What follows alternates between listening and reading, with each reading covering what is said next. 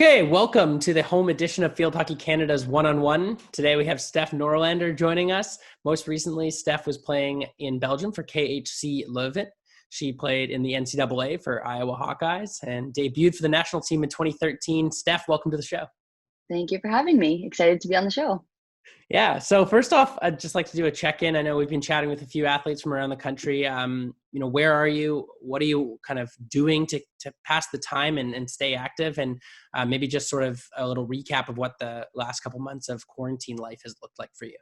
Yeah, I got back here in North Vancouver, so I'm at my parents' house at the beginning of March. So I guess it's now June. It's been quite some time, but quarantine life has been treating me pretty well. North Van has a lot of outdoors activities that I've been sort of catching up on, things I haven't been able to do in the last couple of years being in Belgium. So yeah, a lot of hiking, a lot of mountain biking, trail running, things like that. So to be honest, quarantine life has been pretty good to me.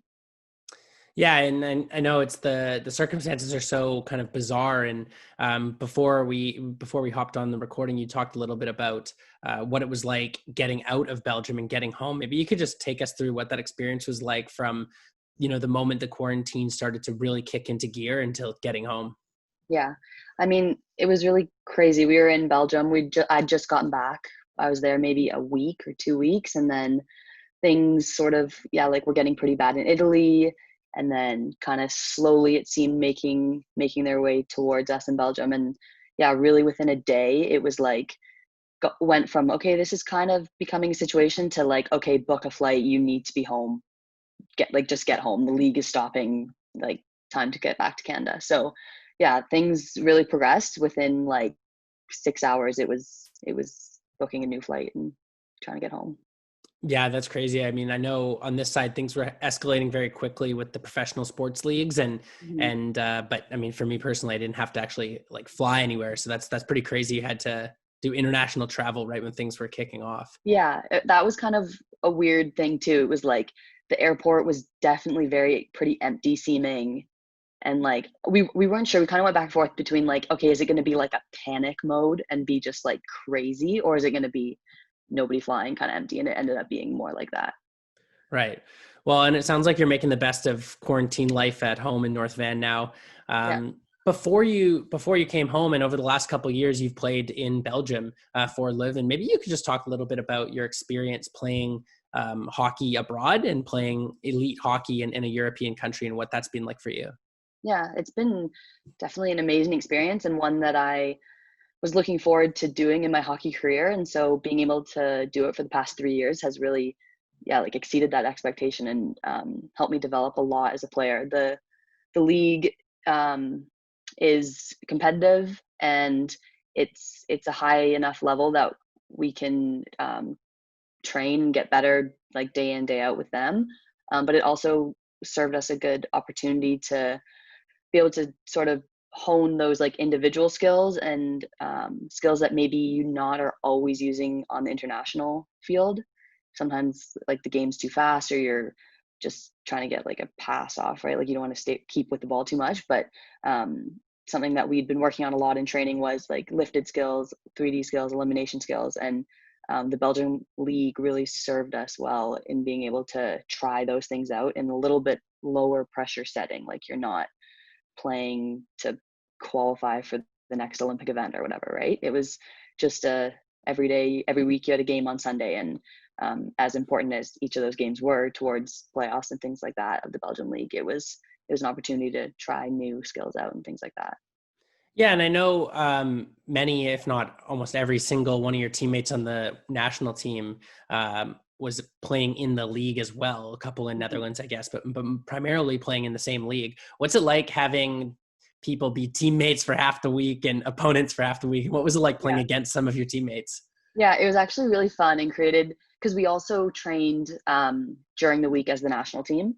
So playing on Sunday, and it would be like, okay, us Leuven, there was five of us there. We were playing like Brax or whoever, like whatever other team had Canadians on it, and it would be always a good competition rivalry. Like it was really fun to be not teammates for once and playing against each other. Like it made it pretty cool. And I know there's other internationals from different countries as well in the league. What's it like playing with people from a whole bunch of different countries, and what can that do for a player's development? Yeah, I think every country kind of has a different style. So getting to play alongside like a Belgian player or a New Zealand player, whoever it is, like you're going to pick up different little things about the game. And I think you see those things when you're opponents, but really to be on the same team and kind of learning from them, it's a unique thing. Yeah, so last week we had Maddie on to talk a little bit about her career and her pathway, and she played in the NCAA, as did you. You Yeah. played for Iowa. Could you just maybe relive your college experience a little bit? I know we talked a little bit before, and you said you played 3 years there. What was it like playing? And then you came and played for UBC as well. So, what was the difference that you noticed? Primary differences you noticed between the NCAA and the CIS, I guess, at the time. Yeah. Um, there definitely is quite a few differences. When I went down to the States, it's very intense and it's full on, which I really liked about it. We went down early August. The preseason is like a pretty tough, like grueling 2 weeks. You're training almost all day. There's physical tests, like things like that. And then coming into the season, there's a lot of travel down in the States. So we're going kind of anything that was 10 hours or less, we're busing, and anything over that, we're flying. So some pretty long bus trips. Yeah, and really just one of the biggest difference is just the number of teams. Like the CIS is small. The West, there's only 3 teams, and I can't remember what's in the East, but yeah, just the number of teams playing Div 1 hockey in the States is huge. So um, the competition is pretty is pretty good. Like when I went down there right after high school, um, I was lucky to have a starting position on the team and got to play quite a bit. And yeah, really just kind of was like, I don't like to say a key player right from the beginning, but was able to make a big impact, which is something that I was happy about. So I was able to, yeah, do what I do for the national team, score some goals, and um, yeah, I had a fun 3 seasons down there. Would you say, I know more and more over the last, let's say 10, 12 years, the NCAA has become a really viable route for Canadian women. Would you recommend that to young athletes that are looking to get sort of a top level hockey experience, but also pursue academics? Yeah, I think the way they have that system set up down there is for student athletes, like they're helping you out as much as they can. There's like a special learning center. There's all sorts of different things in place to make sure that you thrive as a student, but also as an athlete.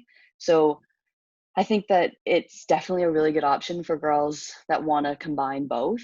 Um, it's full on and it's intense and you're always busy, but it also teaches you a lot of skills that you can transfer to your next career or whatever. So time management, organization, things like that. So yeah, I definitely think it's something that girls should be looking at.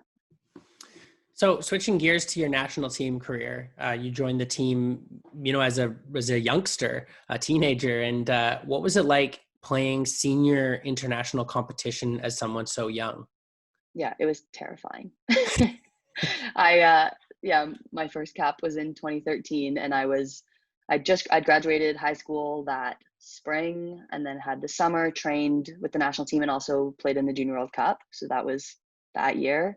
And then that fall was selected to play in the Pan Am Cup. And yeah, my first game, I can't even remember who it was against. It definitely wasn't Argentina. I think that was maybe the second game, but it was like either way, it was terrifying.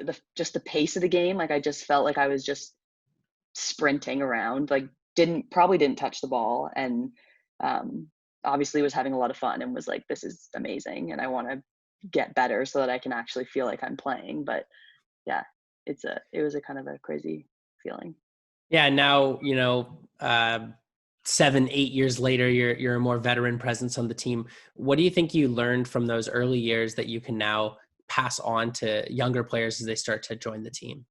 Yeah, I mean, I think you just got to be able to be willing to put the work in and realize that you have a lot to learn and that you will get better, and that um, yeah, things are not going to come easy at first, and they don't even come easy once you've been on the team for 7 or 8 years. So it's just about yeah, how much work you can put in and how much time and dedication that you can put to it, because it really does take a lot. So we talked a little bit about this before, about your time in the NCAA and then joining the national team. You went to Handsworth and North Van, and you had a player and now a teammate, Carly Johansson, who sort of did everything a couple years before you and led the way. She played for Iowa as well. Can you talk about your relationship with Carly and sort of, how important it was for you to have someone doing some of these steps right before you? Yeah, I think it's definitely a pretty unique situation. And actually I knew Carly growing up since I was quite young. So I've always, yeah, seen her as a role model and someone that I've looked up to. So um yeah, I saw her play in high school. We didn't get to play together. And then into Iowa, we played my freshman year, her last year together. And then throughout that first year, she played at the Pan Am Cup too, I believe. She might not have. I'm not sure. Anyways, yeah, just being on the team together is really cool. So I know obviously right now there's just uncertainty swirling with when the next international competition is going to be. Everyone's scrambling to try to figure out, what the next sort of 6-8 months even look like as far as that goes. And I know we're itching to get back out in the field, but with all of that sort of in mind and comm games and World Cup approaching, what's your thought process right now? Like, what's the next couple steps for the women's national team, and what are you starting to target now? Yeah, well, the next major thing definitely is qualification for the World Cup. So that's next summer. But more immediately than that, like you say, is just getting back on the field and getting training again. So this has definitely been the longest break we've had in, well, I don't know, probably my whole time on the team. So, and definitely in the past 2 or 3 years and with Giles. So it was definitely strange when it was like, okay, it's been a month and I haven't played hockey. Like that's feeling really weird. And now it's been 3 months and it's really weird. So I'm excited to, yeah, start training again and get back into that. And then, yeah, looking forward into the qualifying events for the World Cup. So on an individual side, all throughout your career in Iowa and then in the national team as well, you've been considered a goal scorer. Mhm. Do you have any tips or tricks for people watching this that, I don't know, I mean, aside from just a natural knack for the goal, uh, Yeah.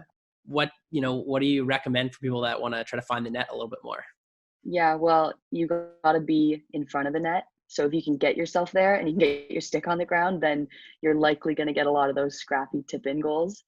So that's something that we worked a lot on with Giles in the past 2 years, was just being in that 9 yard area. So being, yeah, like below the penalty stroke towards the goal, being on the second post, having your stick down, being in a low position. So if you're there, you're probably going to get some goals.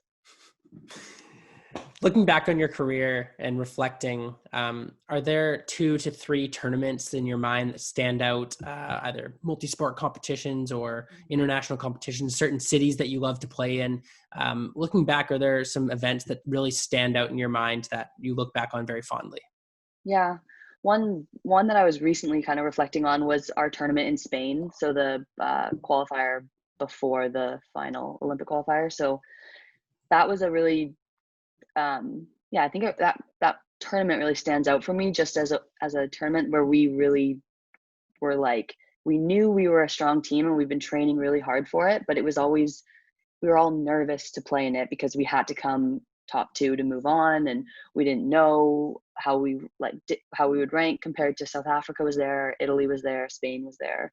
Um, and especially the semifinal game against Italy, we prepared so much for it, had a certain press, certain way we're going to do this and that, and then to come out and win that game 6, maybe 7-0 was a really cool moment for us. And I'm, yeah, really proud of that result, but also just how we handled it as a team. Like we really did all the preparation we could, and it really showed when we played that game. And then maybe even looking back to the Commonwealth Games and multi-sport experiences you've had, Yeah. what has that been like for you? Yeah. My first multi-sport games was Toronto, so Pan Am's in 2015, and that was really unique in itself to be a home games. I think I'm pretty lucky to have experienced that. Um, and then even the next Pan Am Games, so Lima, that was my second Pan Am Games. Kind of knew what to expect, like had been in an athlete village before. Um, and then, yeah, just to improve on our results, coming third in 2015 and coming second just last summer, I guess, was a good feeling too. Yeah, maybe you could talk a little bit about that. I mean, I know obviously the gold was the goal, but taking down the US in the semifinals sort of felt like slaying the dragon at the Yeah. time. What was that experience like for you? Yeah. The US, I mean, they've always been kind of like our rival, right? We've kind of gone back and forth a little bit. I'd say in the beginning of my career, they were definitely probably stronger than us, and then we've slowly kind of clawed our way up, and now I would say that we've kind of passed them, and our results in the past year or two have shown that. So yeah, it was that's another feeling and moment that I'm very proud of, was that win in Lima over the US. And maybe lastly, I'll ask you a question about some guidance for younger players during this time uncertainty. You know, players are very likely going to miss their national championships. There's going to be tournaments that they've missed now, missing their final year of, high school and whatever Yeah. it is before they move on. Do you have any guidance for players? I know you're going through this just like them, but for young Mhm. players that want to pursue hockey, but don't really have an avenue during these last few months and maybe the next few months as well. Yeah, it's definitely a tough time. And I think part of the reason why it's so tough is we're all very disconnected. So something that's helped me is that we've kind of gotten together as the national team via Zoom or small groups or whatever, but just trying to stay connected with teammates and with kind of like-minded individuals, people that, yeah, whether they're field hockey players or other athletes. I think we understand a little bit what each other are going through or what we're used to. So yeah, trying to rely on teammates or other people to keep you motivated and finding ways to navigate these times. It's definitely not easy, and it's hard to get a little bit discouraged, especially when things like that are being canceled, like graduation, or I'm sure girls that are committed to go play in the States in the fall. I don't even know if they'll be able to go down, so I'm sure they're feeling very uncertain about everything. But yeah, I think it's important to stay optimistic and know that there hopefully will be return to play and return to sort of normal things coming in the future. Yeah, well said. Um, Lastly, what are you most looking forward to, not including hockey, once things start to lift and start to get better over the next few months? Especially in BC, there already are some steps in place that are allowing a little less strict measures. But when things sort of fully open up, if you will, what are Yeah. you most looking forward to doing? Honestly, I think just like a big party with all my friends. I just miss being able to hang out with people. And yeah, things are starting to lift and small group gatherings are kind of happening, but just to be able to have the freedom to be like, okay, let's all do this, or come inside my house and let's hang out, like I miss being with people. Yeah, I guess the online chats don't quite suffice. Yeah. Huh? Yeah. Not quite the same. It's close. Yeah, well, thanks for doing this, and I appreciate it, Steph. It's always great to catch up, and stay safe, and thanks very much. Yeah. Thank you. You too.